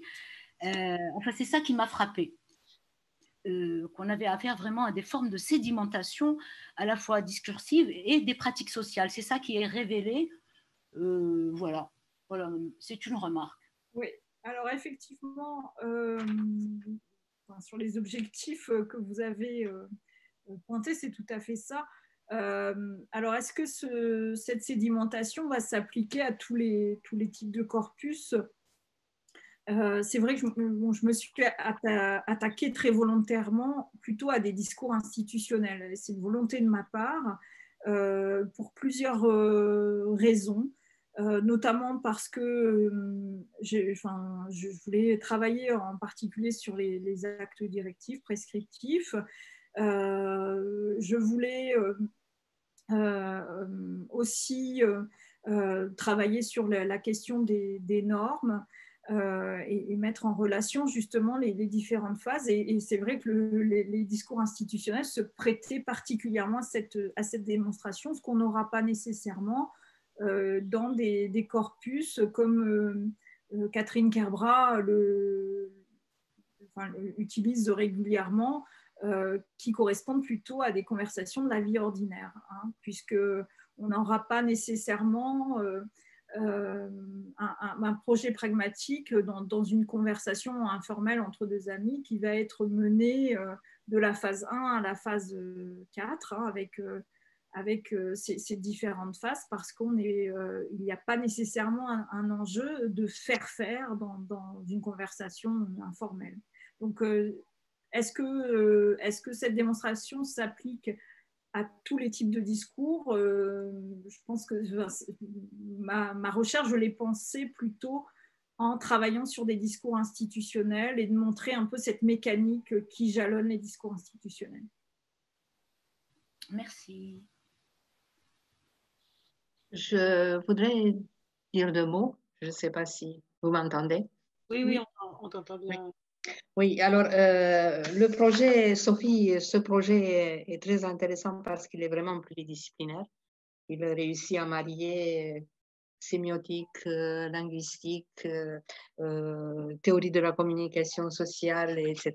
Et à l'intérieur, des approches qui en général sont séparées parce qu'elles approchent justement des points différents dans la communication verbale. Alors, ça, c'est ce qui me plaît beaucoup. Et ce qui me plaît beaucoup, c'est que le macro-acte de langage j'essaie de travailler un peu sur le macro-acte de langage, enfin sur un macro-acte illocutionnaire, pas un macro-acte de langage. Et j'ai un peu analysé ton article avec Anna Maria et j'ai trouvé qu'il était déjà très, très solidement, il s'appuie, ce projet de co-illocution s'appuie sur des fondements assez robustes, enfin pas assez, robustes, qui sont d'ordre pragmatique et que ça me réconcilie, moi, avec la définition un peu vague de macro-acte de langage au niveau d'un texte, au niveau d'un poème, au niveau de je ne sais pas quoi. Donc là, je suis tout à fait d'accord avec ton analyse, mais je me demande si ces blocs pragmatiques, si tu as pensé à ça, ces blocs pragmatiques prédictibles, j'aime pas trop le mot bloc, mais j'ai bien compris, je pense, ce que tu veux dire, n'ont pas aussi derrière un fondement encore plus robuste de nature sémantique. Ce que je veux dire, c'est que je n'ai pas trouvé dans l'analyse de la hiérarchisation que tu as proposée, des actes et la dérivation des actes, quelque chose qui transgresse les conditions d'accomplissement des règles de bonne formation d'un acte professionnel, ne serait-ce qu'en français, puisque tu as fait des analyses sur le français.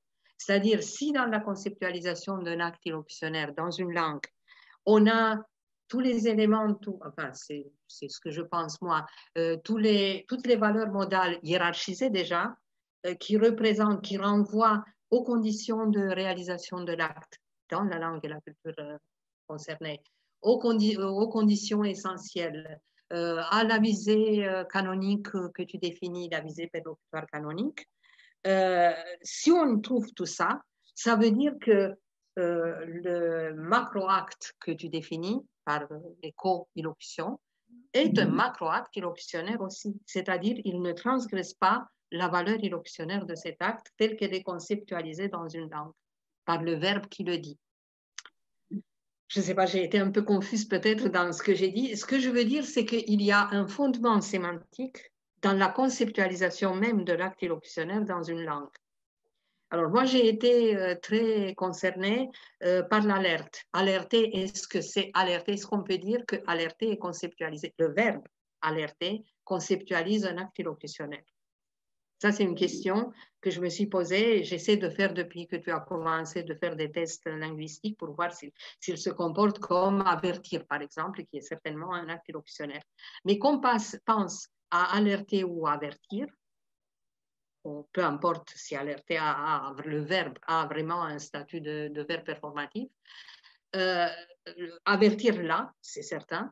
Et donc, cet avertissement se décline déjà de par sa conceptualisation illocutionnaire, des valeurs modales qui sont dans la conceptualisation sémantique même de ce verbe, se décline par tous les éléments qui forment chez toi les différents actes dérivés, micro-actes illocutionnaires dérivés. Donc, au final, on peut dire que ton macro-acte de langage respecte la structure sémantique du macro-acte illocutionnaire. Ce qui veut dire qu'il a aussi des fondements sémantiques, pas seulement pragmatiques. Et moi, ça m'arrange. Ça m'arrange beaucoup parce que si je ne sais pas dans tes exemples, parce que tu as des exemples de textes argumentatifs qui défendent tout et son contraire, enfin, c'est des stratégies qui sont complexes. Mais dans le langage ordinaire, dans le langage de tous les jours, moi, je pense à l'analyse que j'ai faite sur les lettres de remerciement adressées par les patients des services d'animation. On est vraiment... c'est vraiment le moment d'en parler. Et ces malades, ces patients, déclinent leur acte de remerciement exactement comme avec des actes dérivés, avec ce qui s'est passé, comment ils ont vécu, ce que l'autre a fait, etc. Et on a tous les éléments sémantiques de l'acte remercié liés au destinataire, lié au locuteur, au destinataire, à l'acte pour lequel on remercie, etc., etc., et à l'effet perlocutionnaire canonique, on a tous ces éléments-là qui sont en général déclinés dans ces lettres. Et ça, c'est très interpersonnel. C'est vraiment, c'est pas institutionnel. C'est dans l'institution, mais c'est pas obligatoire. c'est pas porteur de protocole institutionnel. Donc, je défendrai l'idée que ce que tu fais ici avec les co-illocutions ne contredit pas l'approche d'une sémantique de l'interaction à laquelle je participe. L'étape d'après, c'est d'essayer de montrer en fait le lien entre le fondement sémantique de l'action illocutoire et la façon dont ce fondement sémantique va conditionner un scénario, hein, une trame narrative en fait, et qui justement permet de mettre en relation, enfin je ne sais plus, à un moment donné je l'ai dit, mais des postures énonciatives. Finalement, les postures énonciatives, elles auraient un fondement sémantique au départ, en fait. Oui. C'est aussi parce qu'il y a une menace, ce que Goffman, Levinson, etc. ont appelé un acte menaçant. C'est parce qu'on a un acte menaçant qu'on va adopter une forme d'effacement énonciatif et donc on va procéder par implicitation, etc. Oui. Donc, je suis entièrement d'accord. Moi, je me suis arrêtée à la partie sémantique, évidemment, jusqu'à présent, en analysant surtout des interactions interpersonnelles. Mais j'ai trouvé vraiment que ça marche très bien avec ce que tu fais sur... voilà. Ok, merci. Merci à toi. Est-ce qu'il y a une autre question? Une autre personne veut intervenir? Béatrice, j'avais levé la main en fait. Ah bah je t'ai pas. En fait moi je vous vois pas, je sais pas comment j'ai fait. Alors vas-y Claire, pardon. Merci. Donc en fait moi c'est plutôt une question de clarification et si j'ai bien noté en fait ça fait référence au début de votre exposé sur le transparent 8. Hein. Est-ce que vous pensez que vous pouvez le remettre ou pas?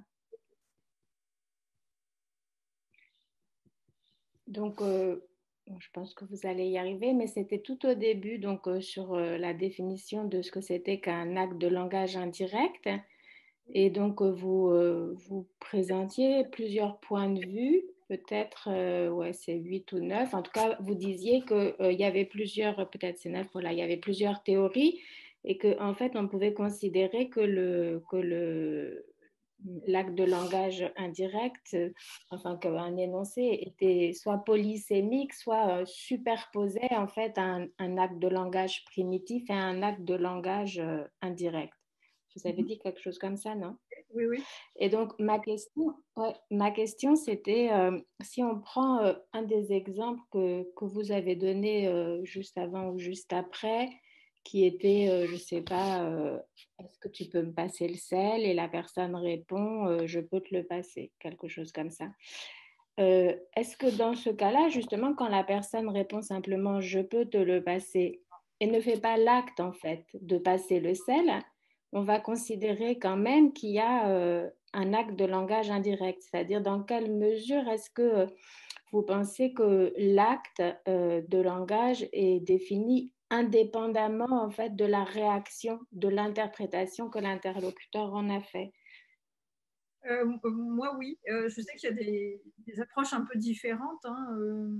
Notamment chez Moirand, on considère qu'il y a une forme de négociation du sens et que l'interlocuteur va valider une proposition d'interprétation. Moi, j'aurais tendance plutôt à penser qu'il y a une intention de la part du locuteur, indépendamment de la réaction de l'interlocuteur. Et donc, l'acte de langage indirect dépend de cette intention qu'on lui passe ou non le sel. Hein. Donc, c'est pas forcément quelque chose qui va être validé par la réaction de l'interlocuteur.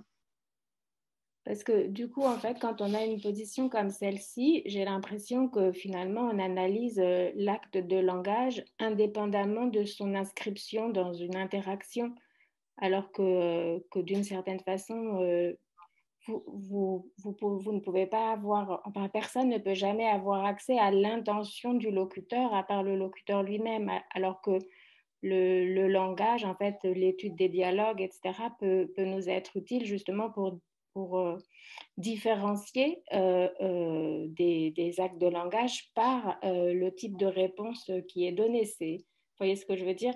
Et du coup, je me demandais un peu comment vous vous positionnez par rapport aux approches dialogiques qui considéreraient plutôt qu'on étudie des séquences questions-réponses ou interactions, enfin, actes de langage, etc.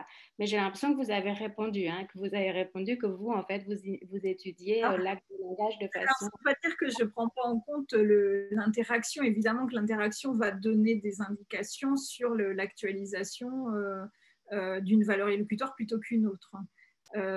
Et d'ailleurs, c'est aussi ce que je cherche à démontrer en disant qu'on est plus dans la dérivation élocutoire parce qu'on peut enchaîner aussi bien sur la valeur primitive que sur la valeur dérivée. Mais à mon sens, un énoncé porte une intention qui est au départ canonique, que l'énoncé va porter. Alors, par exemple, dans Peux-tu me passer le sel, on a justement le verbe pouvoir qui est mobilisé parce que, en questionnant la capacité de l'interlocuteur à pouvoir passer le sel, bon, là, on est sur une action qui mobilise assez peu de compétences physiques, mais si on prend un autre contenu propositionnel, on va avoir des compétences physiques qui sont mobilisées. Eh bien, on tend justement à vérifier que les conditions préliminaires sont réalisées. Alors, avec pouvoir, c'est assez évident qu'il y a une relation entre intention et marquage de l'énoncé. Hein. Il y avait eu des analyses qui avaient montré qu'il y avait plus de 95%, je crois, des énoncés en peux-tu qui servaient à produire une demande. Évidemment, dans un énoncé qui va être moins conventionnel, si on reprend par exemple l'exemple « il fait froid » pour faire fermer la fenêtre à son interlocuteur, là, on n'a pas un marquage de l'énoncé qui permet de le dire, et ça va plutôt, on va identifier l'intention à partir des conditions d'énonciation. Donc, est-ce qu'il fait froid, et puis d'un contexte, d'une interaction. Il n'empêche que si l'interlocuteur interprète mal l'intention initiale, pour autant, ce n'est pas pour ça que le locuteur n'aura pas produit un acte de langage indirect. Si j'éclaircis. J'ai bien compris votre position, en fait. Je vous remercie. Et après, sinon, j'avais une autre petite question de clarification. Est-ce que j'ai le temps, Béatrice, ou pas? Bon, je n'ai pas entendu, mais je vais dire que c'est oui, en fait. Pardon, tu as 2 minutes parce que j'ai programmé malheureusement la séance que jusqu'à 16h, pardon. Bon, peut-être c'est pas possible d'y répondre en 2 minutes, mais c'est que j'avais pas très bien compris en fait dans votre exposé quand vous avez fait référence à Foucault et aux différentes procédures qui étaient utilisées, qui pouvaient, je sais pas comment vous avez dit, enfin vous avez cité l'interdit et puis après vous avez cité l'opposition entre le vrai et le faux, et j'ai pas compris en quoi ça avait ça avait une implication en fait sur votre analyse, mais j'ai pas on pourra en parler après en fait s'il y a d'autres questions. Alors en fait, attendez, je vais prendre la citation en question, mais ça touche à la question du fait de recourir justement à des sources énonciatives extérieures. Et donc, alors, pour reprendre la citation de Foucault, donc il fait l'hypothèse d'une dénivellation entre les discours et puis en fait, cette dénivellation chez lui correspond à une volonté de vérité qui est reconduite par toute une épaisseur de pratique, le fait justement d'avoir recours à des citations dans les livres, dans la pédagogie, etc. Ce qui mobilise justement cette procédure qui est l'opposition du vrai et du faux. Et donc, il va distinguer des discours qui se disent au fil des jours et des échanges, et qui passent avec l'acte même qui les a prononcés, et des discours qui sont à l'origine d'un certain nombre d'actes nouveaux de paroles qui les reprennent, hein, donc avec l'idée de reprise, qui les transforment ou parlent d'eux. Les discours qui sont dits, restent dits et sont encore à dire. Donc c'est vraiment justement cette relation entre l'exploitation justement d'un discours antérieur qu'on va exploiter dans une volonté de démonstration de vérité.